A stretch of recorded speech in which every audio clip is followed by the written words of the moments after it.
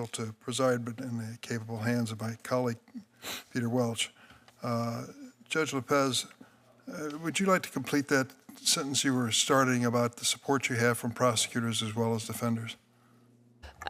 Certainly, Senator, thank you. What I was indicating is that I have broad support, including from several victims' organizations, the Maine Coalition to End Domestic Violence, which represents all of the domestic violence service organizations in the state of Maine, as well as the support of the Maine Coalition Against Sexual Assault, which represents the sexual assault organizations in Maine, as well as support from prosecutors, law enforcement, and I believe that is reflective both of the work I did as a prosecutor on behalf of crime victims and the care that I take with victims in my role as a judge.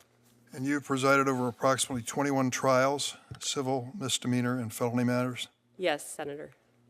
70% were jury trials and 30% were bench trials.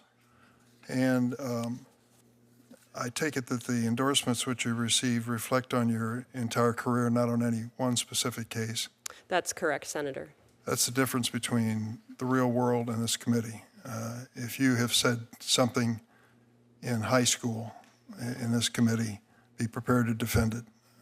And it may define your life for some members of the committee, not for me. I think there's much more to life than one ruling or one observation in an article or whether you were an advisory member of some committee. Ms. Campbell, that's the situation you face, is it not, with this organization that's been the subject of questioning today?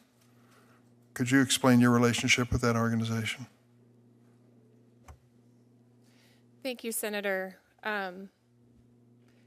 Approximately 15 years ago, 10 to 15 years ago, I served for a couple of years, 2 or 3 years, on an advisory board for an organization that was at that time getting off the ground, and I understood it to be a nonprofit group that would help low-wage workers by providing them with information about their legal rights.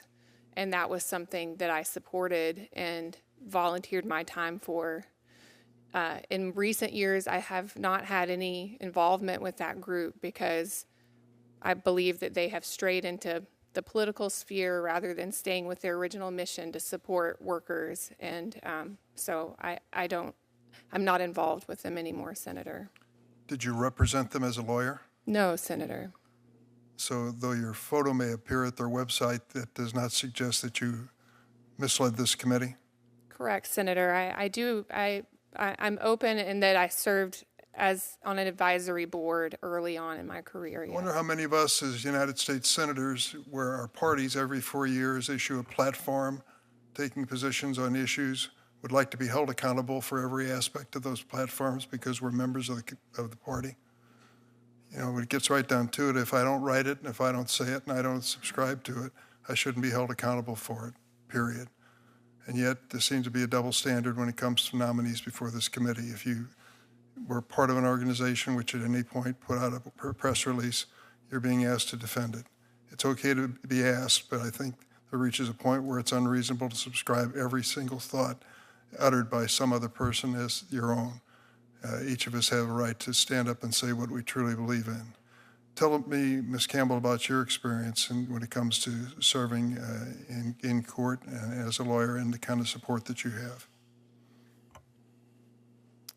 Thank you, Senator. I largely have a plaintiff's side practice, and it has been my privilege to represent folks from across the state of Tennessee, a lot of low-wage workers, federal benefit trust funds and fiduciaries of those funds who are helping to protect pensions for workers.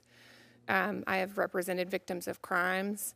Recently, I have represented district attorneys general across the state of Tennessee in civil litigation, and some of my clients have provided letters to this committee as well.